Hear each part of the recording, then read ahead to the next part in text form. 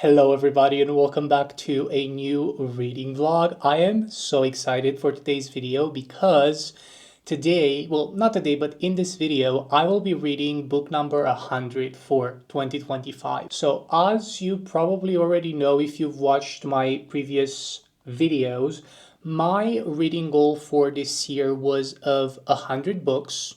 And as you can see here, I already read 99 of those books. So that means that my next read is going to be book number 100. And leaving that aside, not only am I reading book number 100 in this video, but also that book is going to be none other than Katabasis by R.F. Kuang. Obviously, me and everyone else were really looking forward to the release of this book. It just got published 4 days ago as of the filming of this video. And I'm very excited to get to read this one. Obviously, I read Babel, I read Yellowface. The Poppy War trilogy is something that I'm quite scared to get into. I'm sure I will be reading it eventually, but I don't know if that's going to be in the near future because I feel like I'm already in the middle of quite a few series at the moment. But leaving that aside, very excited for Katabasis. I still don't know if I'm pronouncing the name of this book correctly. I don't know if it's Katabasis or katabasis. It's the same Babel Babel debacle all over again, but you know what I'm talking about. In this video, I also want to read another book. Now, I still don't know if that other book is going to be this one, House of the Beast by Michelle Wong. This just got in the mail a couple of days ago, and I'm very excited to get to this sooner rather than later because this one is written by the illustrator that worked on the Legend of Korra graphic novels, comics. So I'm very excited about this. But also another book that I'm very excited to read soon. I don't know if that's gonna happen in this video or not, but that is Everything is Tuberculosis by John Green, which I have on my Kindle. It's been a lot of years since I read a John Green book. I think the last one was Turtles All the Way Down, and that was like what, 2016, 2017, something along those lines. And not only has it been a very long time since I read this author's books, but this is going to be my first nonfiction from John Green, and I'm very excited to see how his writing style is going to translate to this new genre. Well, it's not new for him because I know he wrote the Anthropocene, I think it's called, a couple of years prior to the release of Everything is Tuberculosis. But for me, it's going to be my first nonfiction book written by John Green. Now, you might be wondering why specifically this book. Recently, in the last couple of weeks, I read two of Anne Bronte's novels. I read Agnes Grey and The Tenant of Wildfeld Hall. And in both of the introductions of those books, I learned that Anne Bronte died of consumption, or as it is most commonly known, tuberculosis. And also in Jane Eyre, a lot of characters died of consumption at the beginning of that book. So I just got super curious to find out more about this disease and kind of how its treatment evolved during the time from the 1800s until the present and stuff like that. And I think this would be a very good book for that, to learn more about TB. So yeah, I still don't know which of these two books I will be reading in this video, but I will let you know as we go. Now, let's get back to the star of the show, which is Katabasis.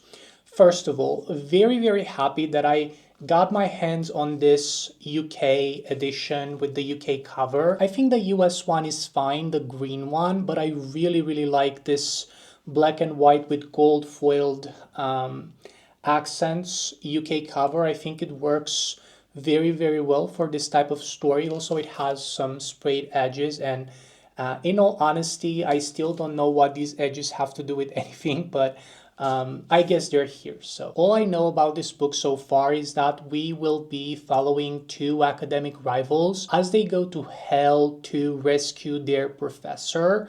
I have a lot of questions. First of all, I'm pretty sure their professor is dead.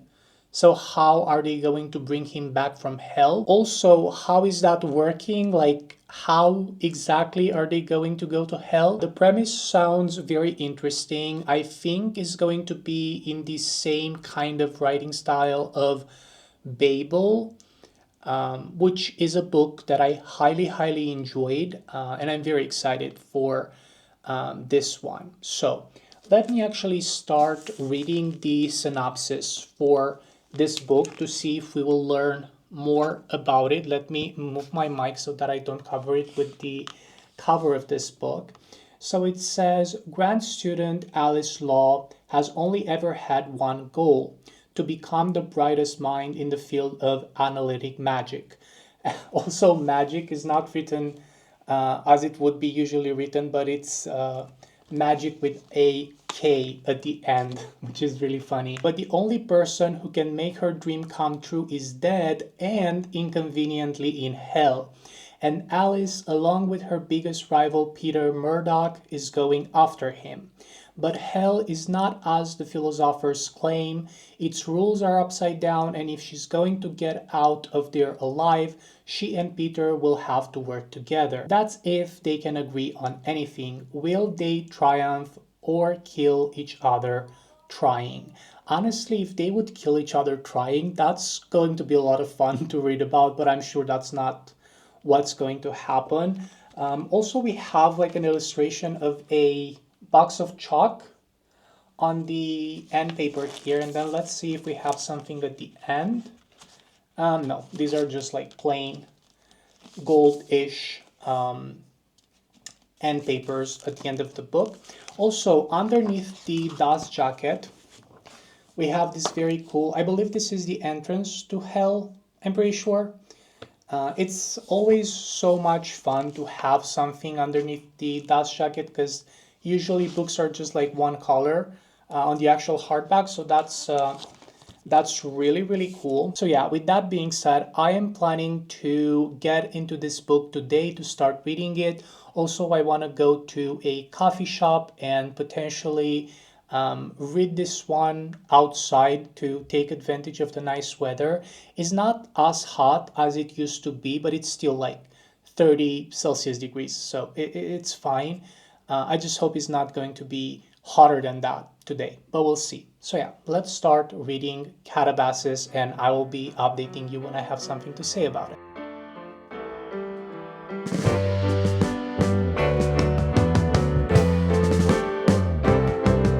Sitting in the basement apartment I rented with you,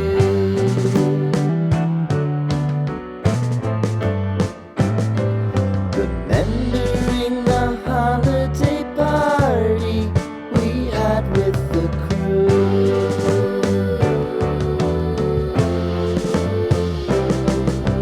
Romeo was roaming the garden. Saturday was spent in a parking lot.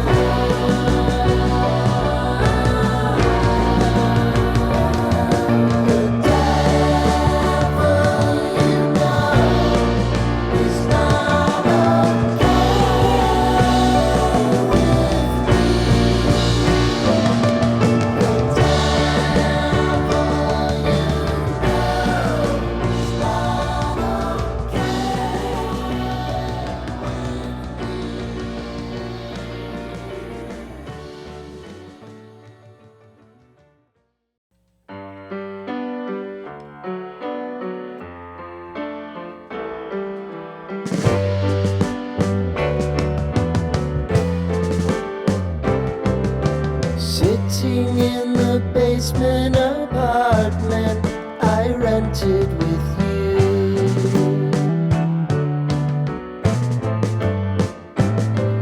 Remembering the holiday party we had with the crew.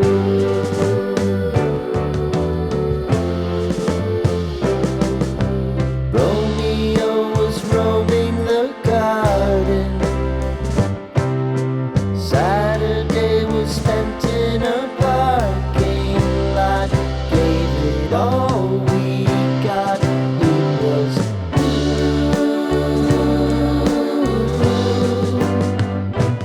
so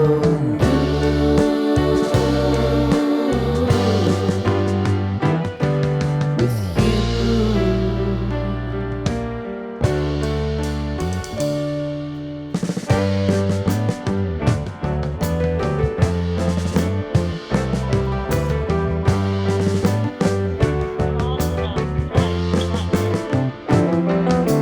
Following the leader down 8th Street to get what we can.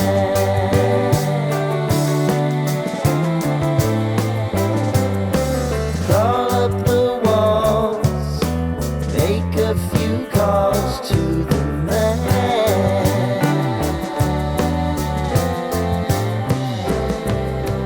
Promising the prominent angle. Find the square feet of So, my first update on katabasis. I am roughly at 40-ish%. This is making like a weird noise. So yeah, I read almost 40% of this book. I am now on so I read 204 pages and I am now on chapter 13. So far, not a lot has happened, but in the same time, like I understand that we are trying to set these just like mathematical and like philosophical paradoxes and everything with going to hell and kind of like the physics of that and the mathematics of that and how it works and stuff like that. But I just don't know if we learned enough in these 204 pages, but also in the same time, it just feels like the characters are so underdeveloped. I'm a bit torn on this. I don't know if all of the info dumps were helpful to really understand what's going on. And the characters just feel devoid of any type of like depth or personality or stuff like that. Our main character, Alice, she is so flat. Like, I would have preferred her to be annoying. Also, up until recently, I think like page 180, 190, something like that was the point where we actually learned why Peter and Alice are like academic rivals. But I'm pretty sure they're in love with each other by how the story is told. So we learn why Alice doesn't really like Peter. I mean, she's clearly in love with him, but she just doesn't like him. And it's just like so stupid. I am sure that this is going to be a miscommunication trope, and I don't know if I like that, specifically because these are supposed to be smart people. So I'm really torn. Like, I understand what's going on. I understand the main idea of the story, but I just can't seem to enjoy it. Does that make sense? I feel like I'm rambling with no reason, which is clearly what the book was doing to me so far. Also, another thing that I want to mention, which I still don't know if it's like a good thing or a bad thing for me personally. So they went to hell quite literally from the very first chapter. They got there, and the world building is so austere and just like empty, I guess would be the most appropriate term. And I just don't know if that's because I simply can't envision where they are, or if it's supposed to be like that because it's literally hell and everything that they know about hell is purely theoretical. They haven't experienced it thus far in their lives. So I don't know if that's done like on purpose or if I'm just like too dumb to understand what's going on. It is true that the story started to pick up, like the last chapter that I read, chapter 12, things started to escalate pretty drastically from how the pacing was in the first 10 or so chapters. Also, they have a cat, Archimedes, I think it's his name, which is very fitting for the subject matter of this book. And the cat is just like coming and going from time to time. If I'm saying this right now on camera, if the cat turns out to be Lord Yama or whatever his name is, I am going to be pissed. I am going to be pissed. I have to read more and see how things are going for Alice and Peter. Their professor, the one that they're trying to save, I have one question. Why? Like, I understand why in the grand scheme of things, but why would you want to save someone that traumatized you that deeply? I have questions for both Peter and Alice.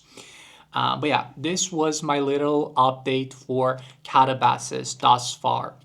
Almost 40% into the book. Quite mixed feelings, as you could probably guess from what I said earlier. I'm getting like a bit more invested into the story, I believe. But yeah, I really do hope that I will end up at least liking what's going to happen next in the book. And I will obviously update you when I have something else to say. Also, last night I stayed up until 1 a.m. trying to figure out how to create another, not create, how to follow like another pattern for some granny squares. And I did it. I'm not even mad that it took like a really long time because they turned out absolutely amazing. I also have one on this like deep dark purple colorway. I love these so much. This is how they look together, but I just love them and I plan on making, I think I have to make 12 of these because I want to create a book sleeve for hardcover books because I don't have a book sleeve for hardcover books. I really do hope that I will be able to crochet more in the upcoming days and potentially maybe if I make enough granny squares, I will also just like crochet everything together and make the book sleeve in this video if everything goes according to plan. Okay, enough rambling. Let's get back to reading and I will see you in a bit. Hi, hello again. So I did finish Katabasis by R.F. Kuang, and you know what? The more I think about it, the more I actually realize that I didn't necessarily like this book that much. And it just pains me to say this because I truly, genuinely loved Babel and Yellowface when I read them. And from the synopsis and from everything that I saw about this book online, it is very reminiscent, or not reminiscent, but it does have a lot of things in common with Babel. And it's just like so weird to me that this book didn't really do that much. For me personally, again, if you enjoyed it, I'm happy for you. If you like it, by all means, continue liking it. But it was just not really my thing, I think. Also, from what I remember from Babel, yes, it does have info dumps, quote unquote, but I don't think they are that prevalent. Like, they don't affect the story so much. You still have plot and things to be excited about with the characters and everything. But in this book, unfortunately, the theoretical parts are just like a lot. And even though R.F. Kuang manages to explain the majority of the things that are happening that are deeply theoretical in this book, very well, in my opinion. Like, I don't remember anything from my logic classes or from my philosophy classes or just mathematics in general, because it's been a long time since I was in school. And I do believe that she's able to explain those theoretical parts really, really well. The problem is that those theoretical parts were at the forefront of the story, and there's not really that much of a plot. There's not really that many things that are happening with the characters, and the things that do happen with the characters, they don't make an impact on the overarching action of the book or of the overarching plot. I was very disappointed with the ending actually. I like how the story was told. I truly did hope that we will go in like a different direction. Unfortunately, that didn't happen. But yeah, let me quickly refer to my notes because I did write some things down while I was actually finishing this book. I don't know what's happening with the Face ID on my iPhone, but every single time I'm filming something, like it does not want to unlock. I don't know. I don't know why. So let's start with the things that I didn't really enjoy that much. My main con, or like my main minus, let's say, for this book, I just wrote bland. Like it just feels very devoid of any sort of like personality or charm. It feels very clinical and analytical, and it doesn't have that many like fun scenes or quirks or anything like that. And when you're up at 100 all the time, specifically with the theoretical parts, it's just not enjoyable anymore.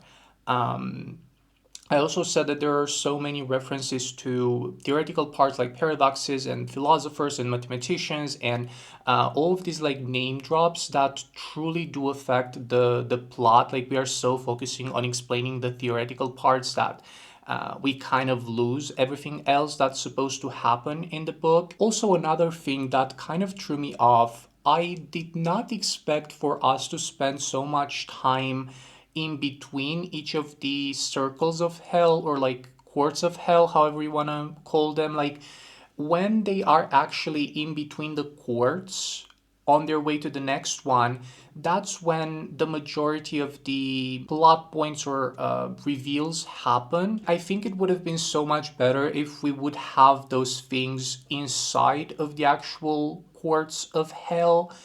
It was just a weird and strange choice. That would be like what I have to say negatively about this book. Let's also talk about the positives because there are also positives. So in the beginning, Alice wasn't that compelling of a main character for me personally, but by the end of the book, I started to warm up to her. I'm not saying that I liked her necessarily, but I did start to understand her chain of thought and why she did specific things in her past, but also in the present timeline. Another thing that I liked is the flow of the writing. As I said, this is explaining some like complicated theoretical things. And I think RF Kuang is able to explain those really, really well to the point where you're not really confused as to how the things that are happening happen. And she's able to explain them in like a simple way for everyone to understand what's going on. I wanted to say something else and I forgot. Oh yes, Elspeth. She's a character that we meet, I think, after the halfway point. She was very interesting to me and I wish we had more of her. She was very interesting from like a character construction point of view, also like her role into the story and what she was doing in hell and how she was able to move on eventually from what was haunting her. I also like the fact that Archimedes, the cat, is really close to her, and I wanted to see more of them two together and kind of like their dynamics. One last thing. The amount of times that Alice, our main character, says the words pizza anus is honestly concerning at this point. Jail. Jail. She's referring to Peter's map of hell, which we have at the end of the book. Let me show you quickly. This thing right here, she's referring to it as a pizza anus, which, I mean, fair, but also it didn't need to be mentioned that many times. But yeah, that being said, these are my thoughts on katabasis. I was so excited for this one, and I'm not anymore, but that's completely fine. Before I tell you which book I chose to read next between the two that I was mentioning at the beginning of the video, slight update on my crochet project, I guess, if you will.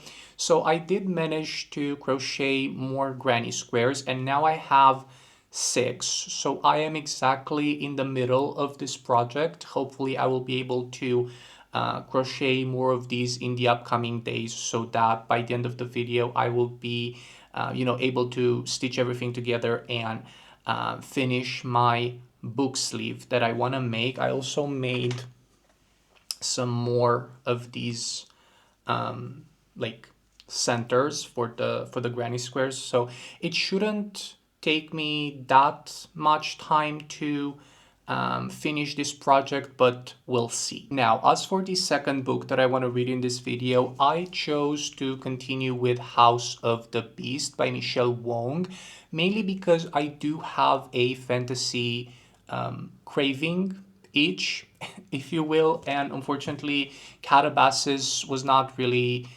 scratching that itch. So I decided to go with this one, and I don't really know that many things about this book. I just saw the cover and the fact that Michelle Wong worked on the Legend of Korra books, graphic novels, comics, if you will. And I was very intrigued by it. This is, I think, supposed to be like a darker fairy tale, but I don't know anything else about it, so I want to read what it says on the back of the book. So it says, "You are a very lucky young lady to be chosen by the dread beast. Alma would not have chosen the beast, but when her mother falls ill, she is not left with the luxury of choices. Forced into a desperate bargain with her estranged father and his house, one of the noble families who serve as vessels of the gods, she irrevocably binds herself to the dread beast, the most fearsome of them all. However, with her mother's death, Alma turns to revenge, and she has a god on her side, a beautiful eldritch monster with starlit hair, the beast that has chosen her." This is giving, what is that book with the tarot cards? One Dark Window. This is giving Elspeth in that book with like the monster who's kind of like trapped inside of her mind. I don't know if that's quite what's happening in this book, but nonetheless, I'm very excited to start reading it. I think I was mentioning this at the beginning of the video, but this book has gorgeous, gorgeous, gorgeous design inside of it, gorgeous illustrations. We also have some maps right here, and let me show you how the chapter headings look like. Absolutely beautiful. And we also have, as I said, some more illustrations in the actual book. So I am excited to start reading this book today, and I will update you when I read more of this book or when I have something to say. So see you in a bit.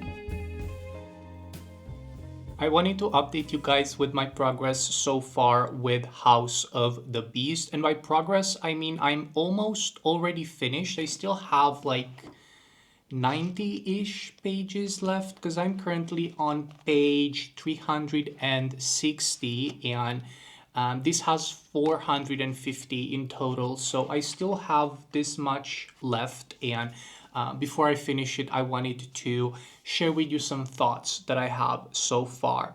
So, the story of this book, we are following Alma, who's our main character. She's our protagonist. And Alma, she was raised in a very poor family. She only has her mom. She doesn't know who her dad is at the beginning of the book. And because of that, because she only has a single parent who's taking care of her, the kids from her class, they are making fun of her and they are bullying her because she doesn't have a father, which is just so atrocious. Her mom, as I said, very poor family. She is working a lot in order to support Alma and to provide for her, but unfortunately one day her mom turns ill, and because of their situation, her disease cannot really be treated by the medicine or the medic that they have in their town, and they would have to go to extreme lengths to